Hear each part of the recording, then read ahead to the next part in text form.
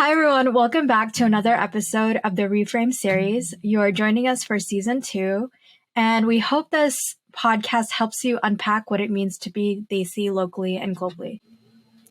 Thank you for joining us for part 2 of our conversation with Saumya.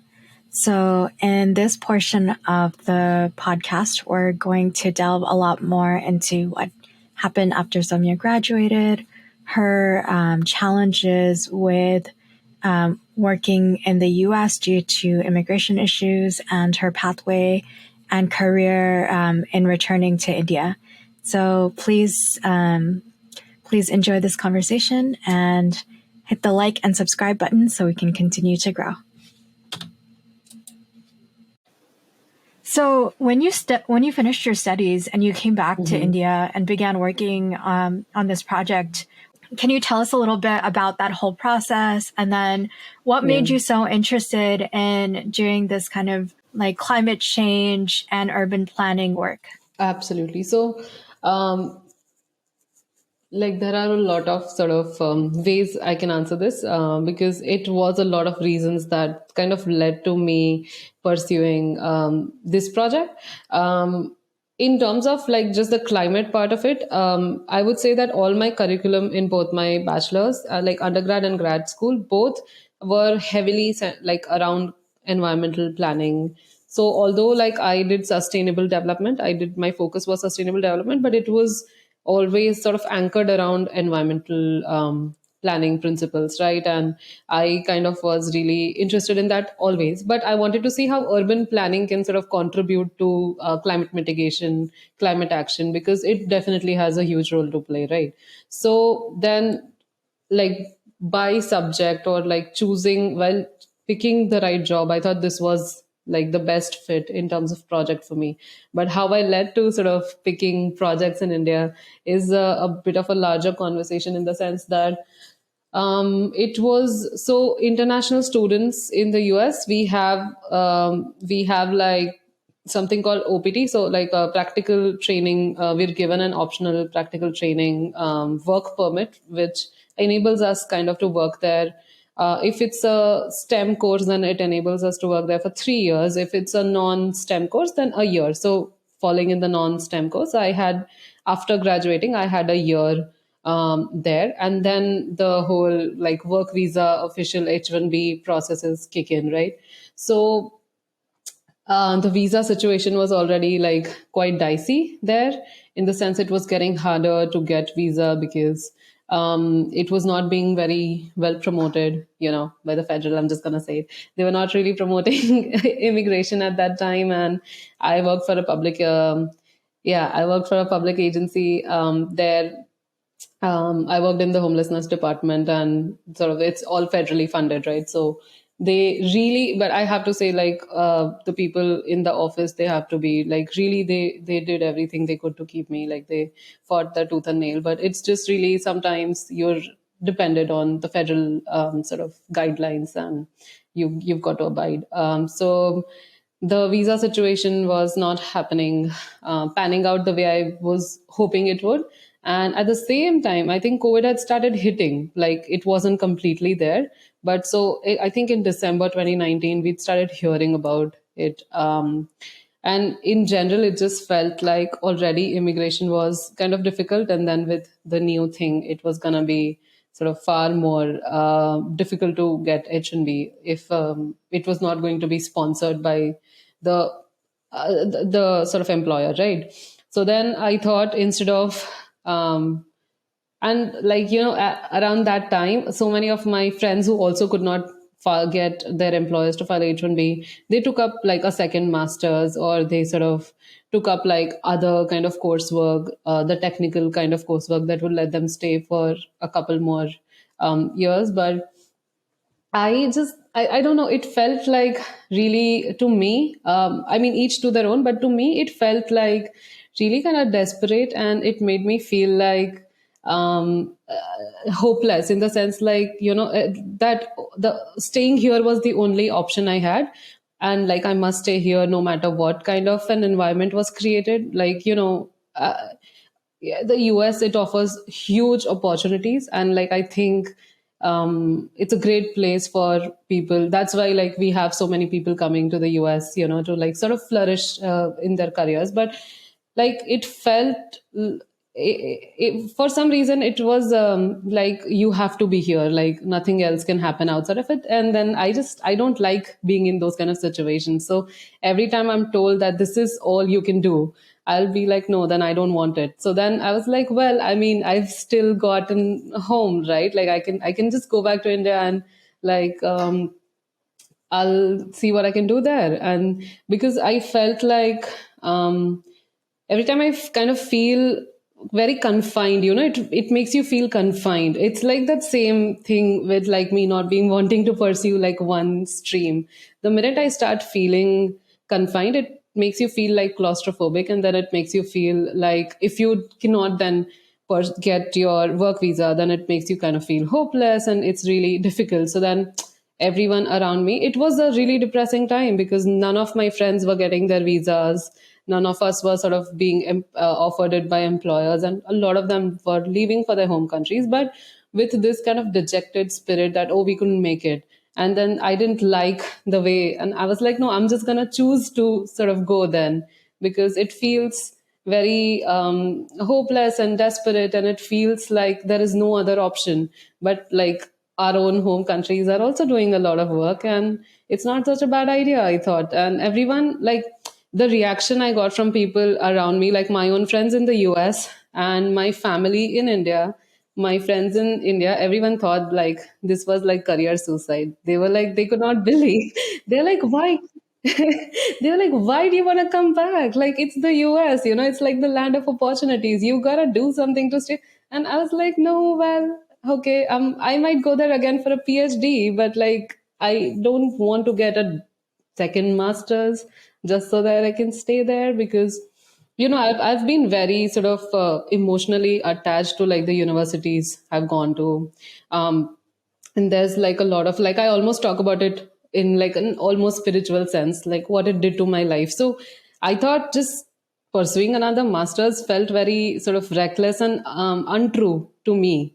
Like, would I do that? Is it a conscious choice, or am I just doing it because I'm desperate to stay in a country, right? No matter how great it is, I don't like feeling confined. So I was like, no, I'm just gonna choose to like go back. And I did. And like I was already sort of speaking to my so the project that I got into was being anchored by my undergraduate thesis guide, right? And so Dr. Darshini Mahadevia, and we were already publishing a paper in 2019, so we were in touch. And I kind of asked, I was like telling her, we used to like talk often. So she was like, yeah, just come back. What's the big deal? Like, why are you so stressed? Just come back. There are a lot of interesting research happening here. And then obviously, she's, like I said, she's like one of the most amazing and vocal people you'll ever like meet in your life. She told me that you want to do climate change and the intersection, you want to explore the intersection of climate change and urban planning, then Global South is the place to be. Like, what's wrong with you? Come back, look at how things are here. It's really the Global South that's gonna get the harshest sort of scenario from, like, it's gonna have the most adversely impacted population from climate change. It's gonna have one of the worst kind of situations here. So if that's your field of research, what are you doing there? Come back. What's even the big deal? Like, come back, it's okay. So yeah. And then I also got offered a position from the Ministry of Urban Development and Housing in India, which was like kind of a big deal. But I decided to choose with, I decided to like stick with this project because the kind of work that we were aiming to do with the project, Optimism, that you mentioned in the beginning, I thought that was going to again be interdisciplinary and kind of path breaking in a lot of ways, because the kind of research that was happening in the project proposal when I read it, I thought that it was a one of its kind of project, right?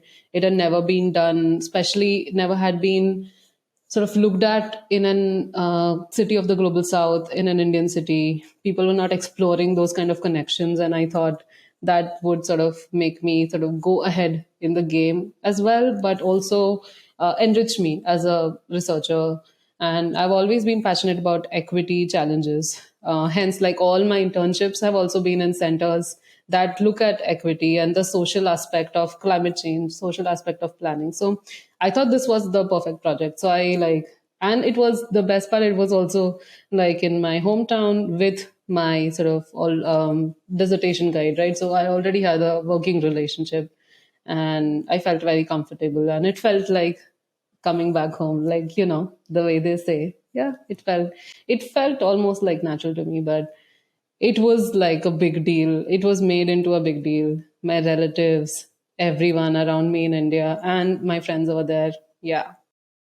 Yeah, it sounds like you had to overcome not only kind of the pressure and that feeling of anxiety of like, oh my gosh, I'm in this situation, and it's such a difficult one Yeah. to, like, when you're in an environment that just feels like everything against you is against you in terms of like being able to make the situation work.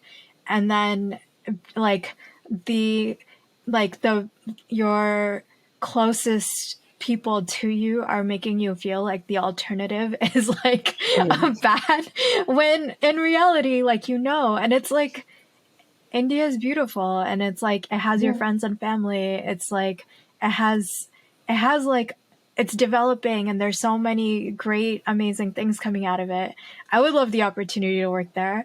um but at the same time, you're being made to feel kind of like this desperation to stay in the US, which I think is a struggle that a lot of people who come from like India, Pakistan, Bangladesh, Nepal, they all have that kind of struggle because of like the financial kind of the materialistic kind of benefits that you get, but also like the job opportunities. And so I definitely yeah, there's just so many different layers of challenges that you had to deal with in making this decision.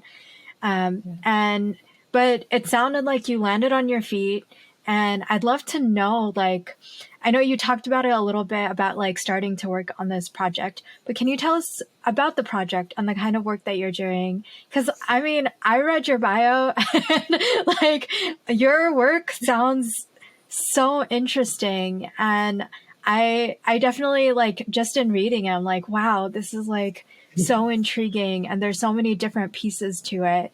I definitely could see like how you would be enjoying and feeling passionate about it. So I'd love our Yeah. audience to also know too. Absolutely. So I think the project that we started working on, it's an international kind of multi-stakeholder kind of project. So we have four partner countries. India is one is Japan, one is Sweden, and the other is UK. So what happens is like each research team focuses on one theme. One kind of team is looking at energy, the energy crisis that's about to come, and like how to sort of make it better. Another team is looking at dietary preferences and land use, and how does that impact the climate. One team is, I guess, focusing on extreme weather and the challenges with that.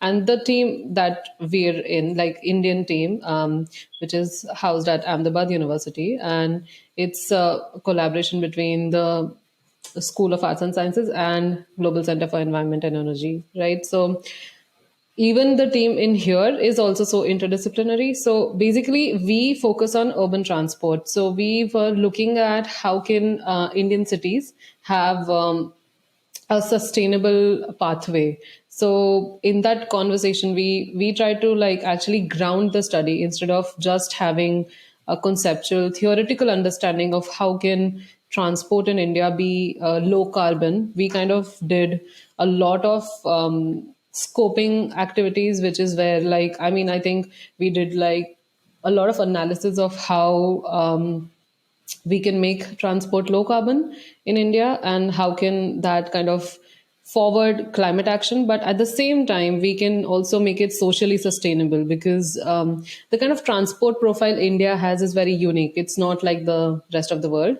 We do have like a huge share of public transport, a large share of non motorized transport, which the world is trying to get. We already have it. So we just like need to tailor our response. So the reason I chose this project was because the frameworks that we have around sustainability, they are largely around the global north, right? Because they are the ones who are leaping forward in terms of research on sustainability, and are also like beginning to get their sort of policies and plans in sync with climate action.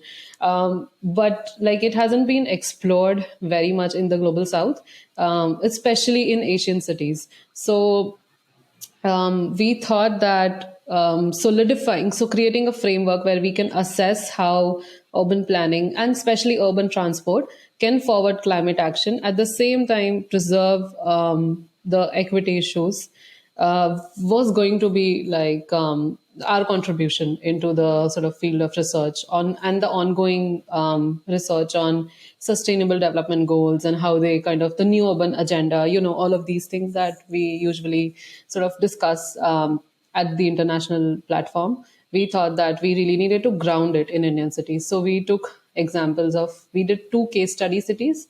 And then we've written like a lot of papers on this. We're very excited, but because it's a very new kind of study, the methodology that we developed is really tricky. So, because it's never been done in something, the Indian context in terms of cities is also very complex. It's kinetic and it's very dynamic, right? It's constantly changing. So, it's been kind of a challenge to design a research methodology which is looking at cities of the global south, but our aim was to create a methodology that can be implemented by other cities in the global south. So it's in that sense it's very grounded, but at the same time people can use it in different contexts. So that has to be the most challenging part of the project, just that developing that Yeah. methods. But we've written like a couple of papers on it, and I would love to share once they are published. We'll see how many of them actually like see the light of the day, but yeah, it was a very passionate group, and we were just really keen to see how can the transport situation in India be better. How can we contribute to it? But at the same time, then we also like so Dr. Mahadevia and I started because COVID hit, and it hit in like a couple of waves across the globe. Obviously, we know all of that. We were trying to look at how she was leading a report, the ARC 3.3 that you read in the beginning from my bio, and she's like the lead author on it. And we try to look at in that report how COVID kind of affected cities and climate change, how it maybe it forwarded a few actions, it sort of made climate finance tricky, whatever like are the challenges and the benefits. I mean, there are not a lot of benefits of COVID, but we try to like do a very sort of rigorous assessment from like all the literature that was published on climate, and then we created this report. So I think it's gonna be published soon in like a month or two maybe. So we're very excited. It's gonna be published with Cambridge University Press, and we're looking forward to that. But so yeah, so it's been like very exciting. It's been very exhausting. It's also been constantly hitting like a new sort of roadblock in terms of methodology, and then sort of seeing how to move beyond, because also like in a lot of, I think this is true for a lot of other cities, not just the Indian cities, a lot of the cities in the global south, where we constantly like struggle with urban planning data.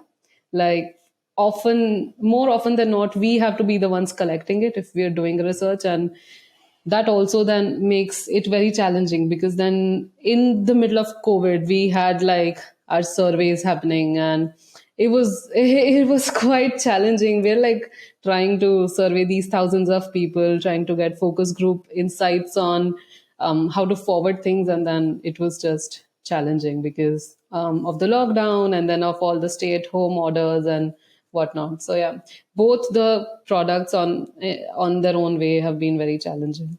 But this was like a full-time thing, the Optimism project, and the report we were just doing on the side. So it was like an added thing. I almost had like no weekends free because it was so immersive and exhausting, but it was very rewarding. Like by the end of it, like it really, I mean, I think it's a little difficult, but like as urban planners, or researchers in general, like people into social sciences, um, you kind of tend to measure your worth only when something is published, right?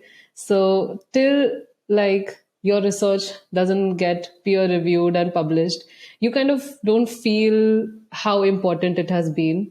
That's like you need that kind of validation with peer reviewed publications, and sort of that legitimacy that or credibility that it gives your research. And it's been quite challenging. The first fieldwork was really difficult. We had like a couple of cities to do the fieldwork in.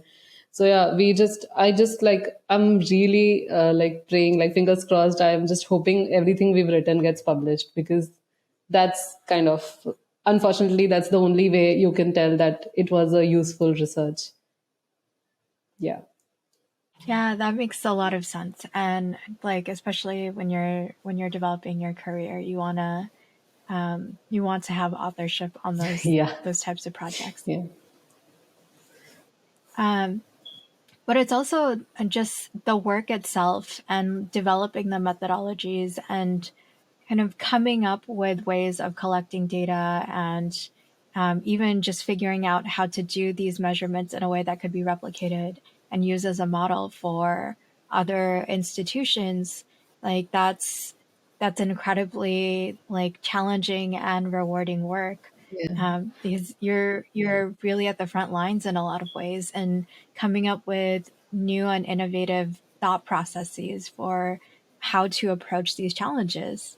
No, I do feel like it's it's definitely very personally thrilling to me. Like I really wanted to be a part of this, but you know, the challenge with sort of being in research is that you really do need that peer reviewed sort of thappa is what we call it, that stamp on your research for it to be credible and for it to be like of value. So that's the only way we sort of add value, right? By forwarding the literature is what we say. So till we don't do that, there's always like this kind of self doubt, or like a couple of us, like all the RAs, we kind of still sort of think, was it even worth it? Like, we hope it was, but like, was it? And of course, the project, we had like a lot of stakeholder consultations with city officials, national. It's funded by the ministry, right? So we had like constant conversations with them. So we do know that there is a positive impact, because we are speaking to these people about how to make their cities better in terms of transport. We're able to have a coalition of like all the experts on transportation and sustainable development, and we're able to sort of part that knowledge to the city officials. But as a researcher, because it's a research project, right, it's not a planning exercise, and this is where it deviates from urban planning, because as an urban planner in me, I think that's the victory, like us having imparted that, not even imparted knowledge, but having worked with the city officials and seeing how to make cities work better, even if it's just a concept, like academic exercise, but for them to be able to see that it can be done in cities, that sort of, to me as an urban planner, would be a victory. But now as like a researcher, till we don't, because it was a full-time research project and I was employed on it as a research associate, all of us all on the team were, we feel like till we don't have, you know, the publications, it probably kind of doesn't feel like we're there yet, you know, as the project team. So we like we constantly have these conversations and we feel like, I think we've created impact, and then we're like, well, have we? I don't know how to measure it. Like, you know, like you said in the beginning, it's very difficult to measure what impact we are creating. And how do we choose to sort of be satisfied by the end of the day, thinking that whatever work we've done adds value? Because, people who get into urban planning or climate action or public policy and administration, for that term, like we want to create a positive impact, right? But are we doing our bit? Because it's such a huge challenge, especially climate change. We need everyone contributing towards it. And then you feel like maybe you're doing your bit, and then you sort of, does that, it's very cyclic. That self-doubt, I mean, not even self-doubt, but like, just, you know what I mean, right? Like, you can't really Yeah. be sure if what you're doing is leading to like a better world or not. Like, who knows? Yeah, I think that's the constant struggle with like when you're in a social science versus when you're in a hard science. Yeah. And like, when you're in a startup or you're in a business of any sort, it's like very easy. Like if you're earning money, you're Yeah. like you're doing your job. Yeah. And like if your business is growing, you're doing something Yeah. right. But when it comes to something like public policy, or when it comes to um, changing social institutions or the way that cities function, you don't really know, I think. And it's like a constant struggle of like, am I doing something that's really having the kind of impact that I want to have, or is this something that I think is having a positive impact but is not making the contribution? And I like, this is something that I'm constantly also thinking about, like for myself. I think something that we've like learned to emphasize as an institution is that we cannot necessarily control what the outcome of every project is going to be, but we can hone our own processes and focus on like just doing our work and continuing to do our work and thinking about new strategies, new approaches that can potentially push us forward over the next project. And as we continue to do that, I think we do see big changes happen, but it takes a long time, and it's not something that we necessarily know exactly like how much of a contribution that we made to. We just know that we're part of this ecosystem, and the more value, the more skills that we can add to it, the more that we can grow in our knowledge base, the more we can actually push forward.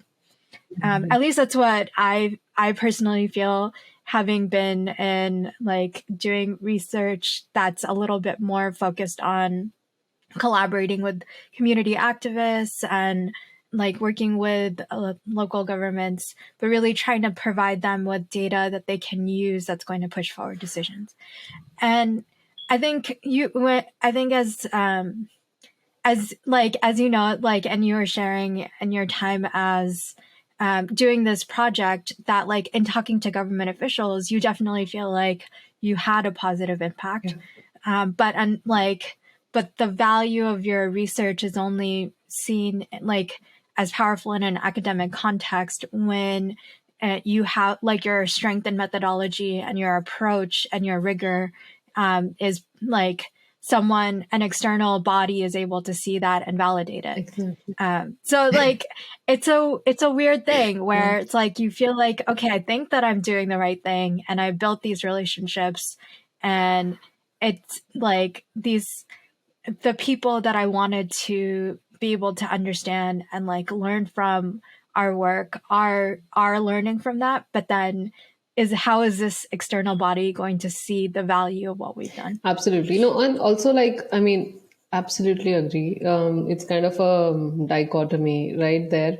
But also, like, I feel personally, if I have to say, I think these past 2, 3 years after since I moved to India and started working on the project, I think they've kind of also sort of cured me. They've made me well prepared for like a PhD, because a lot of times the kind of struggles we faced as a research team, the way we kind of overcame that, the kind of methodological challenges that you hit, and then you brainstorm, you look at more things, and you come to some consensus as a team that, okay, yeah, let's like this is maybe a better way forward. So I think that kind of has given me some footing for pursuing a PhD. So I'm I'm kind of thankful for that as well personally, apart from the satisfaction of, contributing to climate action or to contributing to like a more equitable world.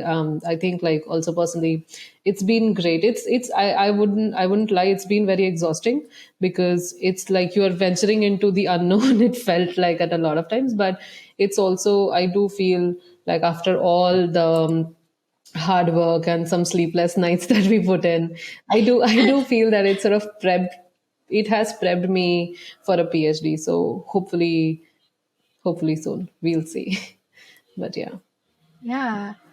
Well, I mean, I look forward to seeing all of the career pathways that you go down, and like, yeah, and what does it end up looking like when you get a PhD, what you're going to study and all of that. So looking forward to hearing that in maybe a future podcast episode. Absolutely. Um, yeah. I'd love to know, because I think for folks who are listening in the audience, when you share kind of a lot of the work that you're doing, it sounds very abstract in a way. Yeah. And so, what does a day to day look like for you when you're sitting down and you're doing research, or when you're working on these different types of projects for different stakeholders? Okay, that's a great question. So, usually, depending on what stage a research project is in, the day to day looks very different, right? So, if it's so for us, like we had to develop a conceptual framework, then a methodology to implement it, then conduct the fieldwork, primary surveys, research, then do the analysis part of it, then create like policy briefs and plans and guidelines, and then kind of do outreach. So the project has had like a life of its own. And so depending on the stage of the project, my work or my day-to-day life looked very different, and like I feel like it's like looked drastically different. So in the beginning, I think I did like the team at large, we were all doing a lot of literature reviews, because that's kind of the only way you can forward a conceptual understanding is by looking at what's already been done and uh, identifying the gaps, and then understanding how can you sort of contribute, what can your contribution be, so that scoping of the project. And that has been kind of very tricky with us, because sustainable development goals, they are kind of talked about quite often and they are very well laid out. We also have like UN has sort of targets and indicators and the ways to measure it. But now when you want to look at it from a sectoral perspective, it becomes very challenging. So I think that used to be our biggest challenge of how do we anchor all these already existing, because there's no point in reinventing the wheel in that sense, right? We've got to sort of take it forward. We can't sort of break free from what's already happening, right? So the challenge for us was to take already what existed and then to make it nuanced for the global south context. So my day to day in that time looked like just constantly reviewing papers and creating annotated bibliographies, and then trying to sort of create some kind of conceptual understanding. And you do a lot of drafts of what you understand, a lot of writing, a lot of just doodling, brainstorming, everything, right? So that looked kind of quite creative. Then came the stage of project methodology. That has to be the most challenging part, because then I had to look, I and like the rest of the team, we were just constantly looking at existing methodologies, and that is much harder to figure out. The conceptual part is easier to do, right? So then a lot of my day used to go into looking at like existing methods and testing that has been done. So like practice oriented sort of, it was not the literature. We were then looking at action oriented sort of research, and we were trying to see those kind of things. But then apart from that, then it begins the survey creating, like designing a survey, doing the sampling methods, designing all of that, then actually administrating the survey, ensuring quality control, data analysis, all of those parts. As the project progresses, I've like been it's a small team, so we've all of us have done everything together. So I mean, I think in a way also it's very enriching, because then you get like a whole perspective of how a research project is handled, right? So then a lot of data analysis, and then after the data analysis stage, sort of creating policy briefs from it, looking at the current state of debate, and then seeing how can the current data of case studies help us create policies that actually work for the officials around here, or just in general people who want to explore what is how can urban planning and transport contribute. So we've created a variety of outputs, which has been a very enriching part. So we've created like a couple of these reports. So then a lot of my day-to-day task is report writing, graphics, maps, all of those, like visual communication, data visualization, right? Then it goes into sort of policy briefs. Then from that it goes into outreach activities. We're organizing events. We're organizing these the group discussions and disseminating data.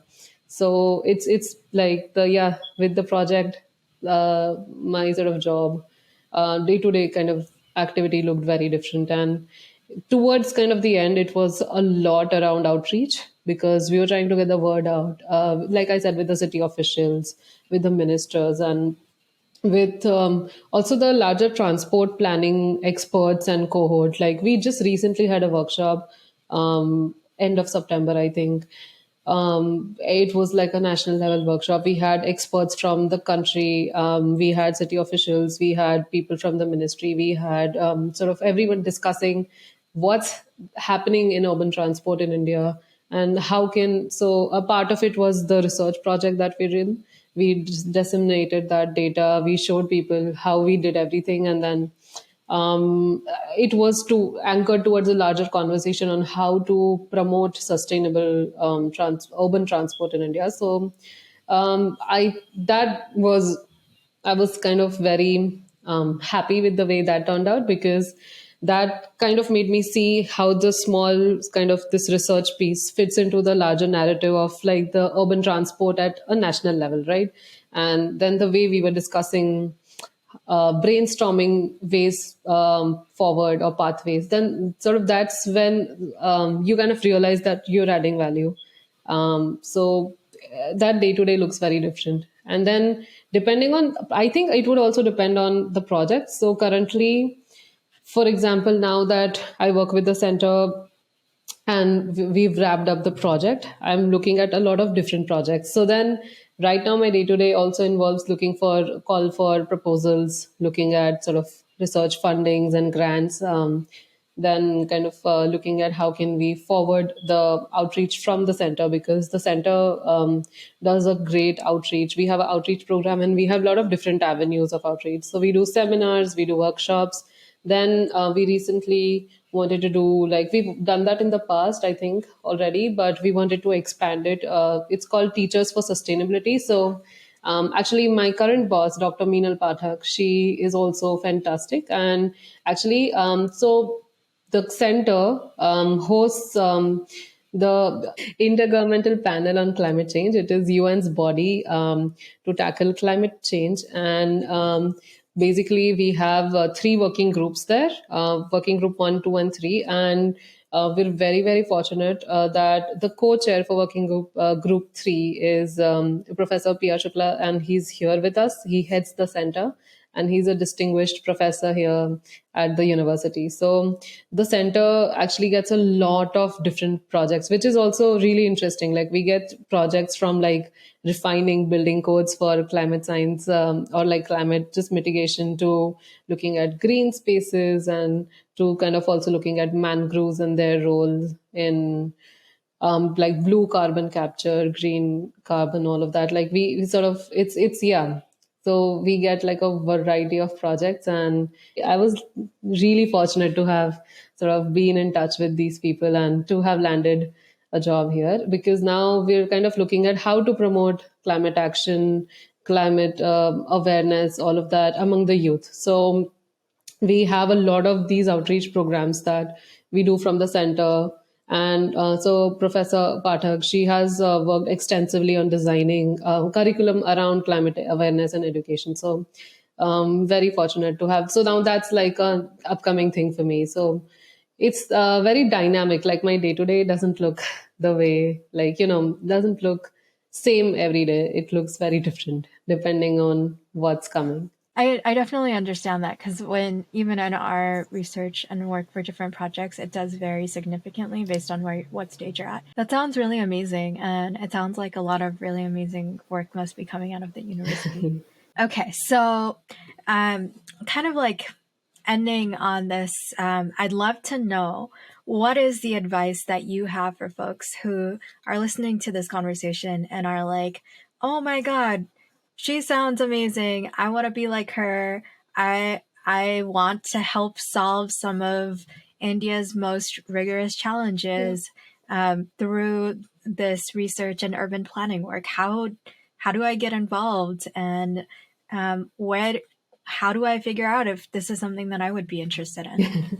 Yeah. So How do I get into this field? yeah, I'm gonna be honest. I don't think I'm an expert on like anything for me to be like giving advice. But I mean, I would say that like I can like share what worked for me was, and this might like hopefully work for others as well. Was kind of knowing what I was really passionate about, because whether it's urban planning or social science or like climate science, when we're doing research or even in practice, it will get very exhausting, and it will sort of get, no matter what you're doing, it will sort of feel like you really can't sort of move forward, and it'll feel like you keep hitting roadblocks. So then I think your passion is only what can drive you to keep going, right? So understanding, and also urban planning, I think is so wide, like there are so many applications of it. So understanding, even as a urban planning student, kind of getting, constantly asking yourself what is the kind of planning that really excites you, is going to be the most important thing they can sort of figure out before being into research, or even just like as a practitioner. And with research also, like if people are interested in looking at urban planning research, which is not a very huge fragment of urban planners, we typically go into practice, right? So if people are interested in that, then I would say looking at what really interests them, and then also being smart about it and identifying where the gap lies will be very useful, I think. And in general, I would say, like, like I said, you're bound to think if you're creating an impact or not. So then sort of being surrounded by a good team, or having bosses that will tell you, like you said, like we've got to keep going forward and hopefully we will create an impact. I think having that kind of an environment, so even when folks are choosing what kind of a job they can take up, what internships they can take up, or like what kind of masters they can pursue after like their bachelor's in urban planning or not. I would say just always like picking a very supportive environment, or a very collaborative and encouraging kind of environment will do wonders for you. Because I mean, I think we all have so much potential, but sometimes when the environment around us is not right, we kind of are not our best version. So just picking a culture, work culture, or picking and team that is going to be solid and reliable and supportive, encouraging, is going to be like the most important thing we can do for ourselves, irrespective of like our aptitudes, our interests, our passion. Of course, our passion is like what guides us forward, but it really also has to be the combination of like our passion, our aptitude, and then the environment that can sort of help us flourish. So yeah, I don't know if that was very helpful, but I think these are two, three important things to keep in mind. Yeah, I think like I definitely agree with all of those. And you are an expert. I know that it's hard because I think we're still quite early in our Yeah. careers. But the fact that you have a master's and that you are working on research that is really at the cutting edge. Like you, Hopefully, we'll see. fingers crossed. Yes. I think it gives you the, like, I think that's something that a lot of people strive for, to be able to work in a field that they feel passionate about, and to feel kind of good every day that they're contributing to something. So I definitely agree with a lot of those, and especially I think the nurturing environment and having a collaborative team. I think the ability to raise your self-confidence and like to push you forward, like that does wonders. Like, so definitely agree Absolutely. with you. Yeah, it's awesome.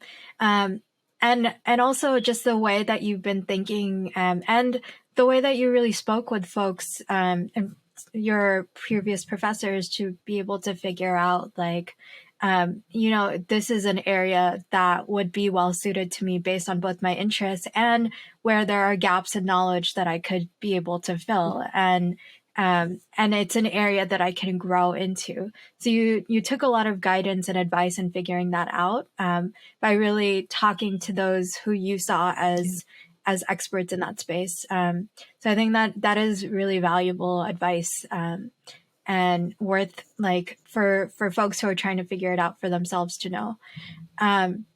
So last question is, how can folks who might be interested in, like speaking with you, or just like learning more about you, where can they get in touch with you? And like, are there ways that you prefer being connected to folks? Yeah, like email is like the best way to reach me. And then I think LinkedIn is also a great way. I'm just like not super active right now because it's very exhausting, my work itself. So like I'm not keeping up, but I do plan to sort of get back to being a bit more active on LinkedIn. So then, yeah, just LinkedIn messages also are a good way to reach me. And then I don't know.